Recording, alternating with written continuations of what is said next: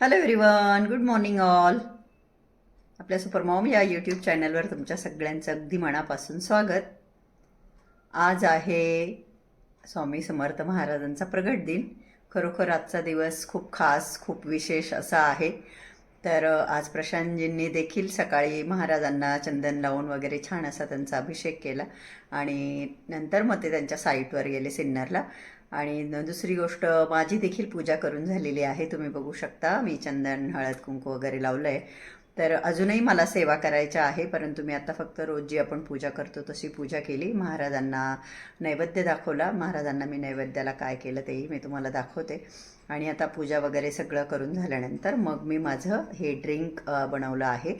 याच्यामध्ये आहे कच्ची हळदी, 4 आवळे आणि अद्रक, आलं. तर याचा हा ज्यूस मी घेणार आहे. आणि आधी मी महाराजांना नैवेद्य दाखवला आणि मग त्यानंतर माझं हा ड्रिंक बनवलं, हे पिणार आहे. आणि मग याच्यानंतर मी अर्धा तासाने वगैरे ब्रेकफास्ट करेल. आता तर माझ्याकडे फुलं नव्हती, बिना फुलांची पूजा अपुरीच वाटते. तर मी जाणार आहे जरा वेळाने मार्केटमध्ये पूजा घ्यायला, फुलं घ्यायला. परंतु पूजा केल्यानंतर मी श्रीखंडाचं महाराजांना नैवेद्य दाखवलं आहे. हे श्रीखंड मी घरीच बनवलं. दही मी बांधून ठेवलं होतं आणि हंकट बनवलं त्याचं, आणि त्याच्यामध्ये थोडंसं मी फूड कलर देखील ॲड केला. आणि अशा पद्धतीने वाटीभर श्रीखंड मी बनवलं महाराजांच्या नैवेद्यासाठी. तर आता जरा वेळात प्रतीकची अंघोळ झाली की मग आम्ही दोघंच मार्केटमध्ये जाऊन फुलं वगैरे घेऊन येईल मी. आणि अशी मला आज दिवसभर महाराजांची बरीचशी सेवा करायची आहे. आणि मी आता जेवणाची वेळ झाल्यानंतर महाराजांना नैवेद्य देखील अर्पण केला. फुलं घ्यायला काय अजून मला जमलं नाही, जायला जाणार आहोत, परंतु मी आता जेवणाची वेळ झाली त्याच्यामुळे नैवेद्य अर्पण केलं महाराजांना.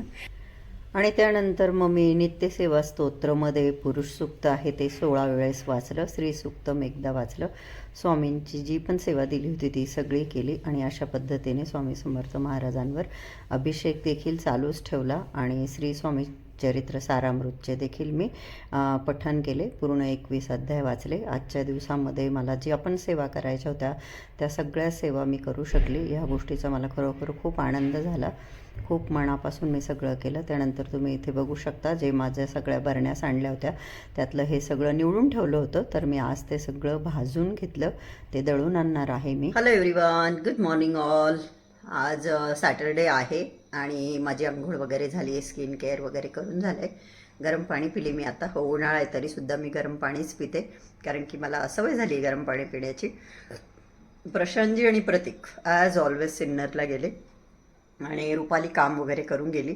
आणि आज सकाळपासून काही कुक नाही केलं, मी काही बनवलं नाही आहे. आता देवांची पूजा करून घेते आणि मग मी डायरेक्ट लंच बनवणार आहे, कारण की प्रशांतजींनी रात्रीची खिचडी खाल्ली गरम करून आणि प्रतीक बीटरूट आणि आवळाचा ज्यूस पिऊन गेला आहे. तर आल्यानंतर मग ते डायरेक्ट लंच करतील. तर मी पूजा करून घेते आणि मग लंच बनवते, मग बोलते तुमच्याशी. Hello everyone, good evening all. आत्ता संध्याकाळचे 5:15 वाजलेले आहे आणि आज मी दिवसामध्ये पहिल्यांदा शूटला सुरुवात केलेली आहे. तर प्रशांतजींचा कॉल आला होता. त्यांचे एक फ्रेंड आहेत, फ्रेंड म्हणू शकतो किंवा बिझनेस पार्टनरही कधीमधी कामही केलं आहे त्यांच्याबरोबर, मिहीर म्हणून. तर त्यांना मी घेऊन येतो आहे म्हणे, तू पोहे बनव. मग मी त्यांना म्हटलं नेमकं आजच सकाळी कढीपत्ता आणि कोथिंबीर संपले आणि पोह्यांना सगळं असलं तरच पोहे छान वाटतात. मग मी त्यांना बोलली की येता येता कोथिंबीर आणि कढीपत्ता घेऊन या. तर ते बोलले चालेल. तर ते आता येतील कढीपत्ता कोथिंबीर घेऊन.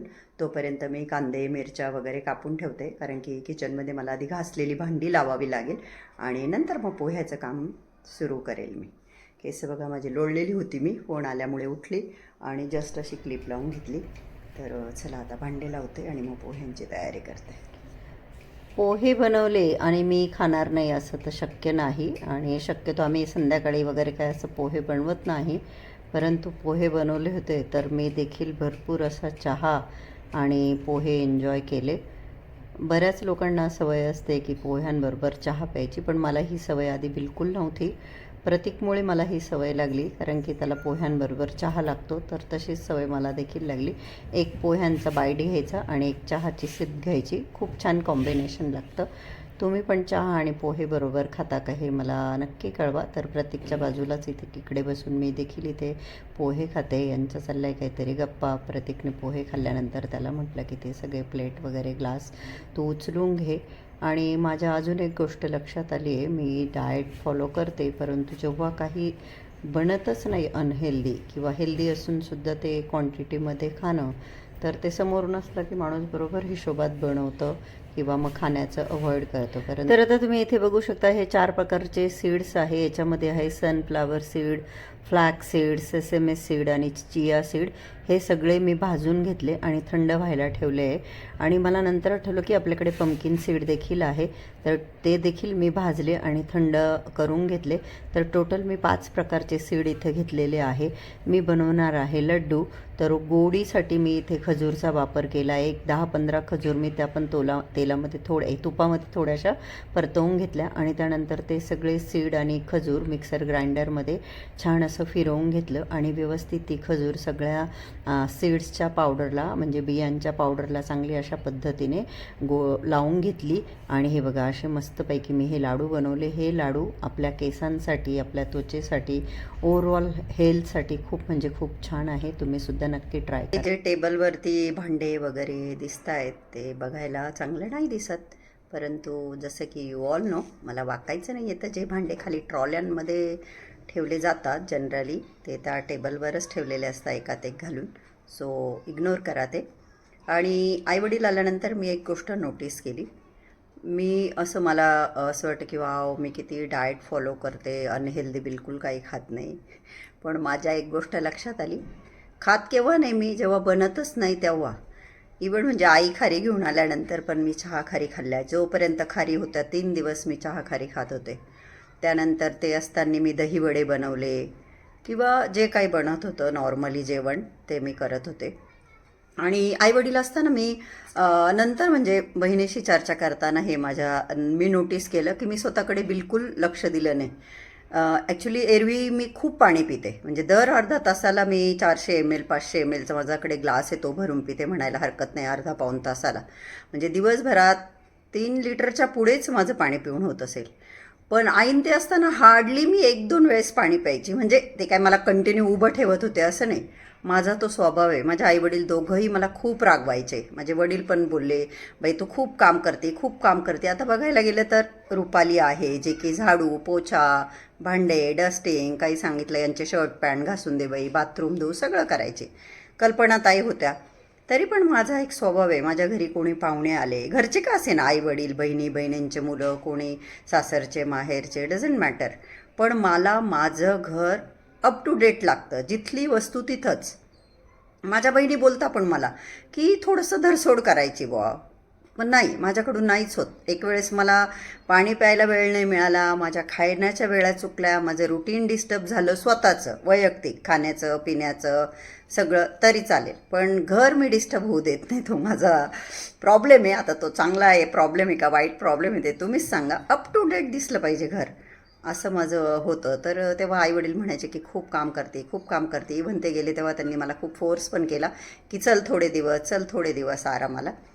हे आत्ता सांगण्यामागचं कारण असं की माझा छान प्लॅन होता डिनरला.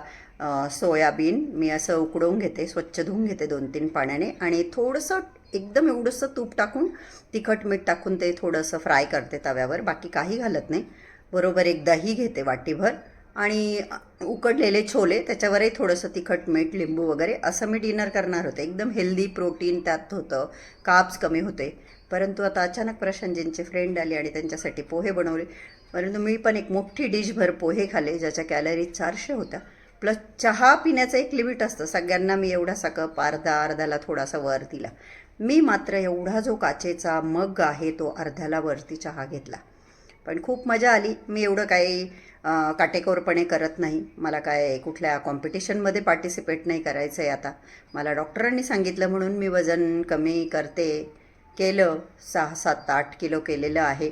माझ्याकडे बघून तसं तुम्हाला कोणाला अजून जाणवलं नाही, तुम्ही कोणी मला तसा कमेंट केला नाही, त्यात तुमचा काही दोष नाही. मी बेल्ट लावून जेव्हा पूर्ण व्हिडिओत दिसते तेव्हा मी जाडच वाटते, हे मी नोटीस केलं. परंतु बेल्ट काढल्यावर मात्र मी बारीक दिसते आणि लवकरच अजून बारीक दिसेल. आणि मला काय आहे विश्वास आहे. तेव्हा तुम्ही म्हणाल अगं सोनाली वजन कसं काय कमी केलं, आता तू बारीक दिसते. तर आत्ता थोडीफार बारीक दिसते का नाही सांगा. चला आता 6:30 वाजलेले आहे. देवा वगैरे लावते, देवांची संध्याकाळची पूजा करते. आणि आता थोडंसं मी सोयाबीन दही थोडंसं, आधी समजा एवढं खाणार होतं तर आता एवढंसं एक प्रोटीन म्हणून थोडं सोयाबीन, थोडे छोले आणि थोडं दही आणि 7ला मी 7च्या आत माझं डिनर संपवून टाकेल. Bye bye. संध्याकाळची 6:30 वाजताचं वातावरण आहे हे, पण थोडंसं असं आपण म्हणतो ना आभ्र आल्यासारखं किंवा पाऊस होण्यासारखे संकेत मला वाटत आहे. प्रतीक आत्ता आला तर त्याने मशीन लावलं होतं आणि त्यांनी त्याचे कपडे वाळत टाकले. माझं रोजचं धुणं जे आहे ते वाळलं गेलं. बाय द वे, गॅलरी असली की हे बघा असं आपण तिचा पुरेपूर फायदा घेतो. आणि तिथे तुळशी वृंदावन शेजारी आहे कांदे, त्यानंतर लसणाच्या जुड्या, जो की माझा भाऊ आहे, काकांचा मुलगा संजू भाऊ, त्याने हा लसूण आम्हाला घरच्या शेतातला पाठवला आहे. थँक्यू संजू भाऊ. त्या वहिनी वगैरे माझे कधीतरी व्हिडिओ बघता, सिंधू वहिनी, तर त्यांनाही थँक्यू. सिंधू वहिनींनाही. डास येता म्हणून काच बंद करते. आणि चला आता आपण देवबाप्पा करूया. इथे थोडेसे उकडलेले छोले आणि सोया चंक्स, ते मी तिखट मीठ टाकून जस्ट असे तव्यावर बिना तेला तुपाचे जस्ट असे फ्राय करून घेतले थोडेसे. वाटीभर दही आणि 1 काकडी. हे आहे माझं हेल्दी डिनर. या जेवायला. 7 वाजले. प्रशांतजी छानपैकी मस्त कोथिंबीर इथे घेऊन आलेले आहेत. त्यांना नेहमी भाज्या आणायला खूप आवडतं. हे बघा आज तर एवढा छान कढीपत्ता भेटला, मला खूप आनंद झाला कढीपत्ता बघून.